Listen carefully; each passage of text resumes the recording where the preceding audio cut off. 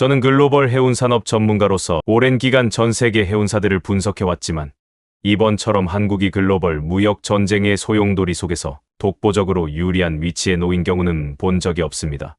세계적인 해운 분석기관 라이너리티카의 최고 권위자가 최근에 세계 해운 시장의 판도를 이렇게 전망했는데요. 과연 그는 어떤 배경에서 이런 충격적인 전망을 제시하게 된 것일까요?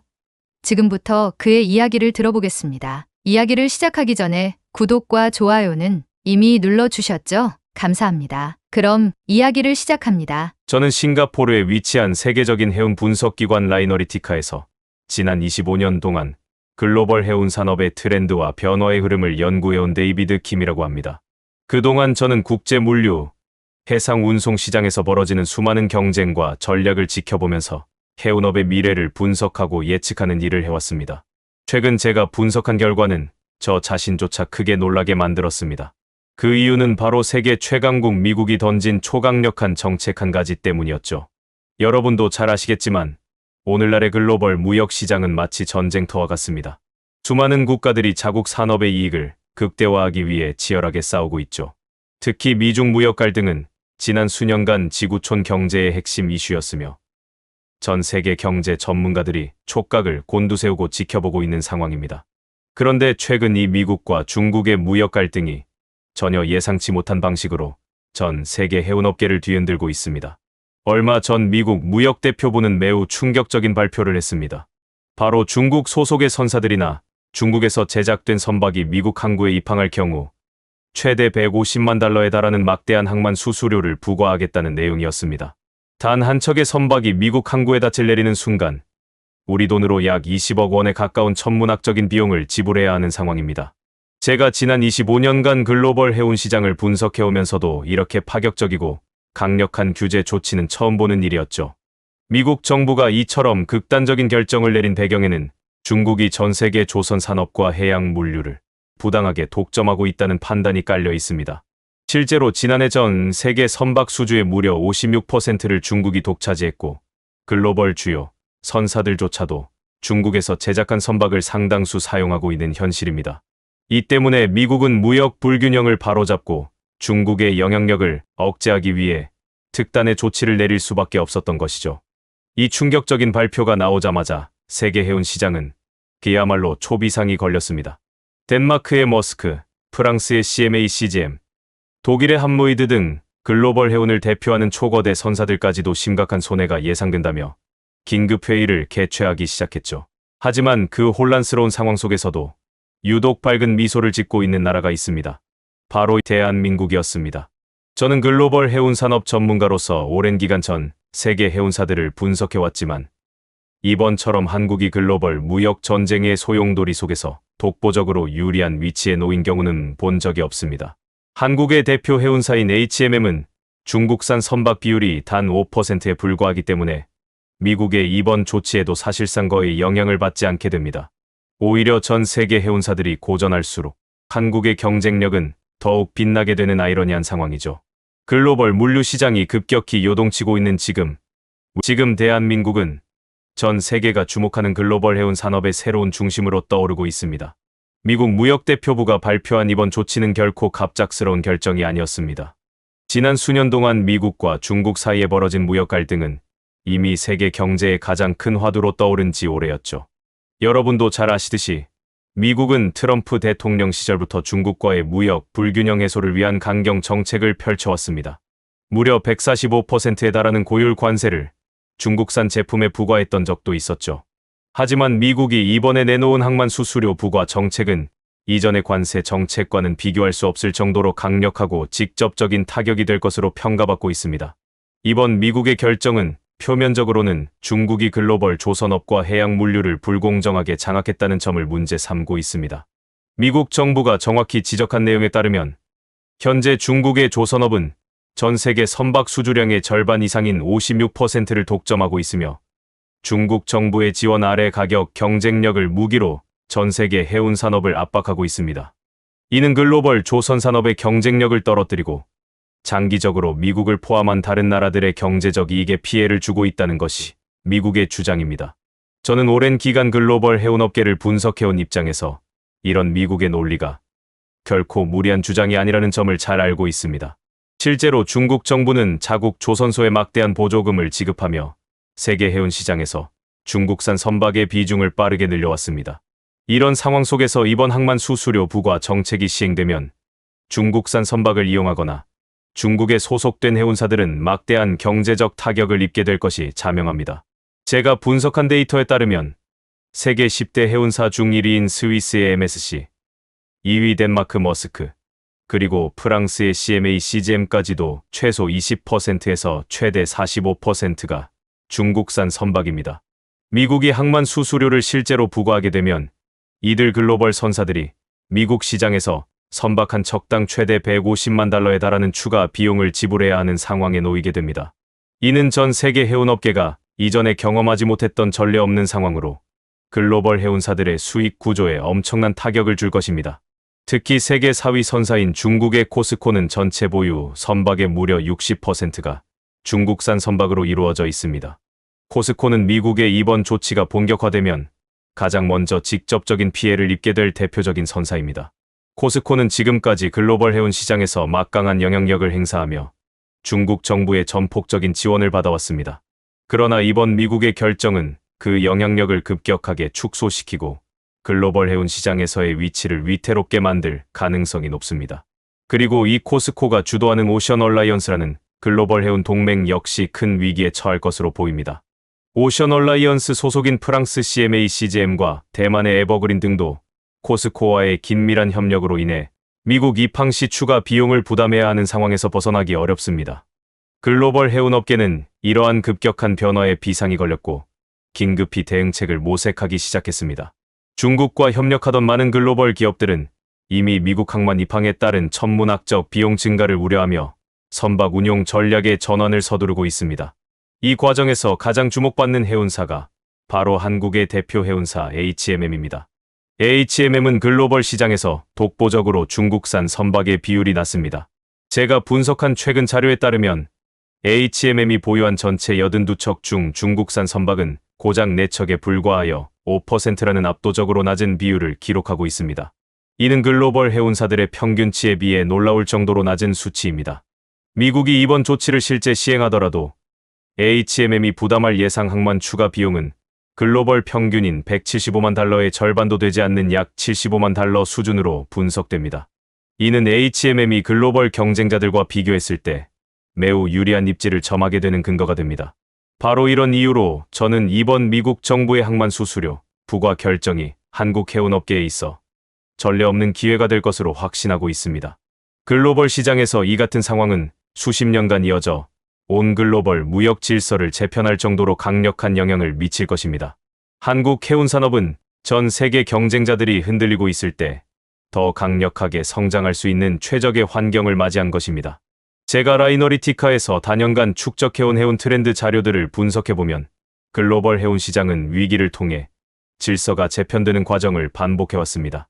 예컨대 2008년 글로벌 금융위기 이후 해운업계는 대규모 구조조정을 겪으며 선사 간 통합이 가속화되었고 팬데믹 이후에는 공급망 혼란이 전 세계 무역 흐름을 뒤흔들며 물류 체계의 근본적인 재검토가 이루어졌습니다. 그리고 이제 미국의 이번 정책은 또 한 번의 거대한 질서 전환의 신호탄이 되고 있습니다. 그리고 그 중심에는 대한민국이 존재하고 있습니다. 한국은 그동안 결코 거창한 언론 플레이 없이 묵묵히 자신만의 경쟁력을 축적해왔습니다. HMM은 물론이고 한국 조선업 전반이 보여준 품질과 신뢰성은 단기적인 이익보다 장기적인 신용을 중시하는 글로벌 해운 생태계에서 강력한 무기가 되어주고 있습니다. 제가 수집한 국제 해운업계 관계자들의 평가를 보면 한국 조선소에서 건조된 선박은 단지 내구성과 성능이 뛰어난 것에 그치지 않고 에너지 효율성과 친환경 기준까지 모두 충족하고 있다는 점에서 매우 높은 신뢰를 받고 있습니다. 특히 탈탄소와 친환경 에너지 전환이 필수가 된 현 시점에서 한국 조선소는 단순한 제조업체가 아닌 해양 기술 플랫폼으로 자리 잡고 있습니다. 이러한 기술력이 집약된 선박을 주로 운용하는 한국의 해운사들은 세계 시장에서 확고한 신뢰를 받고 있습니다. 저는 여러 차례 유럽 및 동남아 지역의 대형 화주들과 직접 소통하며 한국 선사의 가장 큰 장점이 리스크 회피형 운송 전략에 있다는 말을 반복적으로 들었습니다. 다시 말해 예기치 못한 글로벌 변수 속에서도 한국 해운사는 항상 일정한 서비스 품질을 유지해주고 불필요한 분쟁이나 지연이 거의 발생하지 않는다는 것입니다. 이는 단지 운송만 잘해서 얻은 결과가 아니라 고도로 통제된 관리 체계와 풍부한 경험, 그리고 한국 특유의 정확함과 신뢰를 기반으로 만들어진 성과입니다. 이처럼 체계적으로 축적된 경쟁력 덕분에 이번 미국의 항만 수수료 정책으로 인해 글로벌 선사들이 흔들리는 틈을 타 한국은 단지 대안이 아닌 우선 선택지로 급부상하고 있습니다. 저희 라이너리티카에서 발표한 최근 보고서에서도 향후 2년간 아시아 미국 구간 물동량의 재배치가 이루어질 경우 HMM의 시장 점유율이 현재보다 20% 이상 증가할 수 있다는 시뮬레이션 결과가 나왔습니다. 이는 단기적 수혜로 끝나지 않고 장기적인 점유율 확대와 신뢰 자산의 누적으로 이어질 가능성이 매우 크다는 의미입니다. 뿐만 아니라 한국 해운업계는 지금도 안주하지 않고 다음 단계로 나아가기 위한 준비를 철저히 진행하고 있습니다. 예를 들어 친환경 메탄올 추진 선박, 암모니아, 연료 전환 시스템, 디지털 물류 운영 플랫폼 개발 등 미래 해운 산업을 선도할 기술과 운영 체계를 꾸준히 확대해가고 있습니다. 이는 단지 생존을 위한 전략이 아니라 글로벌 기준을 선도하려는 리더의 자세에서 출발한 행보입니다. 저는 지금 한국 해운업계가 보여주는 이 추진력과 방향성이 다른 나라들과는 차원이 다르다고 단언할 수 있습니다. 다시 말해, 한국 해운산업은 지금 세계 시장에서 그 누구보다 준비된 플레이어이며 흔들리는 글로벌 해운 질서 속에서 새로운 기준을 만들어갈 주체로 떠오르고 있습니다. 지금 이 순간에도 수많은 글로벌 기업들이 다음 거래 파트너를 결정하기 위해 눈을 돌리고 있습니다. 그리고 그들이 바라보는 방향에는 단순한 운송사가 아닌 진정한 해운 파트너로 성장한 대한민국이 있습니다. 저는 지금까지 수많은 글로벌 해운 전환 국면을 분석해왔습니다. 그런데 이번처럼 고객들이 특정 국가의 해운사를 주도적으로 찾는 현상은 매우 드문 사례입니다. 미국이 중국산 선박의 항만 수수료를 부과하겠다는 방침을 밝힌 이후 글로벌 화주들 사이에서는 비용 증가에 따른 공급망 재편이 핵심 화두로 떠올랐습니다. 그동안 중국산 선박을 운용하던 선사와 거래해왔던 수많은 기업들은 지금 당장 미국 항만에 물건을 보내는 것만으로도 수십만 달러의 추가 비용이 발생할 수 있다는 사실 앞에서 계산기를 두드릴 수밖에 없는 상황입니다. 이러한 변화 속에서 기업들이 가장 먼저 고려하는 조건은 안정성과 가격 경쟁력입니다. 중국산 선박을 주력으로 운용하는 해운사는 수수료, 부담을 피할 수 없기 때문에 결국 운임 인상으로 이어질 수밖에 없습니다. 고객 입장에서는 이전보다 더 비싼 비용을 지불하면서도 불확실성을 감수해야 하는 이중 부담을 안게 되는 셈이죠. 반면 한국의 HMM은 이번 조치의 영향권에서 벗어나 있기 때문에 오히려 비용을 유지하거나 더 나은 서비스를 제공하는 방향으로 전략을 세울 수 있습니다. 이 차이는 고객 입장에서는 단순한 가격 비교를 넘어 장기적인 물류 안정성과 신뢰 확보라는 관점으로 이어집니다. 실제로 저는 최근 유럽의 몇몇 글로벌 유통기업 물류팀과 인터뷰를 진행하면서 HMM에 대한 관심이 급증하고 있음을 확인했습니다. 기존에는 단지 선택지 중 하나였던 HMM이 이제는 신뢰 가능한 핵심 파트너로 평가받고 있으며 계약을 확대하거나 재조정하려는 움직임이 활발하게 나타나고 있습니다. 특히 미국행 항로를 자주 사용하는 기업일수록 이번 미국의 조치에 민감하게 반응하고 있으며 HMM을 통해 운송 네트워크를 재정비하려는 계획을 이미 실행에 옮긴 사례도 확인되고 있습니다. 이처럼 한국 해운사에 대한 글로벌 수요가 증가하면 단지 계약 수만 늘어나는 것이 아니라 전체적인 시장 재편의 흐름도 동반됩니다. 기존에는 오션 얼라이언스나 디 얼라이언스 같은 글로벌 해운 동맹이 시장 점유율을 나눠 가졌지만 이제는 새로운 형태의 네트워크 구성이 필요하다는 목소리가 업계 안팎에서 나오고 있습니다. 그리고 그 중심에서 HMM이 기존 해운 동맹의 틀을 넘어서 보다 유연하고 독자적인 글로벌 협력 네트워크를 구축할 수 있다는 기대가 커지고 있습니다. 이것은 한국 해운 산업이 단지 수혜자가 아니라 변화의 방향 자체를 주도하는 입장에 섰다는 뜻입니다. 더 나아가 이번 변화는 한국 해운 기업들이 글로벌 항만 인프라 진출을 더욱 적극적으로 추진할 수 있는 기반도 마련해주고 있습니다. 이미 동남아, 유럽, 중동 지역에서 한국 해운사들이 물류거점을 확보하거나 합작항만 프로젝트에 참여하려는 움직임이 활발히 진행 중입니다.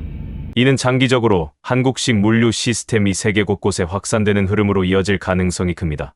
단지 선박을 운용하는 수준을 넘어서 항만 운영, 컨테이너 관리, IT 기반 물류 추적 시스템까지 한국 해운의 노하우가 통째로 수출되는 시대가 다가오고 있는 것입니다. 여기서 중요한 점은 이러한 흐름이 어느 날 갑자기 시작된 것이 아니라는 사실입니다. 한국은 이미 오래전부터 체계적인 선박 관리, 환경 대응 능력, 디지털 전환에 이르기까지 글로벌 기준을 앞서가며 쌓아온 내공이 있었습니다. 그동안 조용히 그러나 철저히 준비해온 결과가 지금 이 변화의 중심에서 빛을 발하고 있는 것입니다. 외부 변화에 즉각적으로 대응할 수 있는 유연성, 고품질의 운송 서비스, 그리고 한치의 오차도 허용하지 않는 정밀한 운영 시스템이 바로 글로벌 고객들이 한국 해운사를 선택하는 이유입니다. 저는 이처럼 구조적으로 강화된 경쟁력이 앞으로 단발적인 수익 증가로 끝나지 않고 한국 해운산업이 세계에서 표준으로 자리 잡게 될 수 있다고 확신합니다. 단기적인 시황을 넘어서 시스템과 신뢰를 기반으로 한 장기 계약이 확대되면서 한국 해운의 브랜드 가치와 협상력은 앞으로도 계속해서 강화될 것입니다. 지금 세계는 누가 싸게 해주는가 보다 누구와 함께해야 믿을 수 있는가를 기준으로 판단하고 있으며 그 중심에 대한민국이 서 있습니다. 저는 라이너리티카에서 해운뿐 아니라 조선산업까지 아우르는 복합 분석을 수행하고 있습니다. 그리고 지금 한국에서 벌어지고 있는 해운과 조선의 동반 성장은 단순한 산업 간 협업이 아니라 국가 역량이 하나의 방향으로 집결되고 있다는 증거로 보입니다. 한국 해운사가 세계에서 주목받고 있다는 사실은 곧 그 선박을 건조한 조선소에도 동일한 주목이 향하고 있다는 뜻입니다. 현재 세계에서 가장 신뢰받는 조선 기술을 가진 국가는 바로 대한민국입니다. 한국은 조선업 기술의 정밀도, 품질, 납기, 친환경 기준, 디지털 시스템 등 모든 요소에서 세계 최고 수준의 평가를 받고 있으며 세계 유수 해운사들이 선박 발주 시 한국 조선소를 최우선으로 고려하는 것도 이 때문입니다. 실제로 2023년과 2024년 연속으로 한국 조선소는 고부가 가치, 선박 수주에서 세계 1위를 기록하였습니다. 이 중 대부분이 LNG 운반선, 초대형 컨테이너선, 메탄올 추진 선박 등 친환경 선박 분야였습니다. 한국 조선업이 단순히 많이 만드는 것을 넘어 가장 앞선 기술로 만든다는 인식을 구축한 지금 HMM이 글로벌 무대에서 각광받는다는 것은 조선업계에도 직접적인 수주 기회로 이어집니다. 해운사가 운송 수요에 대응하기 위해 선박을 증설할 때 자연스럽게 자국 조선소의 발주를 맡기게 되기 때문입니다. 그리고 이 흐름은 한국 내부에서 완결성을 가진 국가 해양 산업 생태계를 강화하는 방향으로 이어지고 있습니다. 저는 이러한 구조적 선순환이 한국의 미래 제조업 전략에 있어 가장 이상적인 모델이라고 확신합니다. 해운사가 세계에서 경쟁력을 확보하면 그 운송을 위한 선박을 국내 조선소에서 발주하고 그 조선소는 다시 기술 고도화와 인력 고용을 확대하며 성장합니다. 이 과정에서 수많은 중소협력업체들도 함께 성장의 기회를 누릴 수 있으며 결과적으로 국가 전체의 제조 기반이 튼튼해지는 효과를 만들어냅니다. 특히 최근 조선업계에서는 청년 기술 인재 유입이 늘어나고 있으며 지역경제 활성화와 고용 창출이라는 측면에서도 매우 긍정적인 신호가 나타나고 있습니다. 또한 한국 조선소는 단지 선박을 잘 만드는 것을 넘어서 스마트 조선소라는 개념을 선도하고 있습니다. AI 기반의 설계 자동화, 로봇 용접 시스템, 디지털 트윈 기술까지 적용되어 선박을 단기간에 정밀하게 제작하고 유지 관리까지 예측 가능한 수준으로 끌어올렸습니다.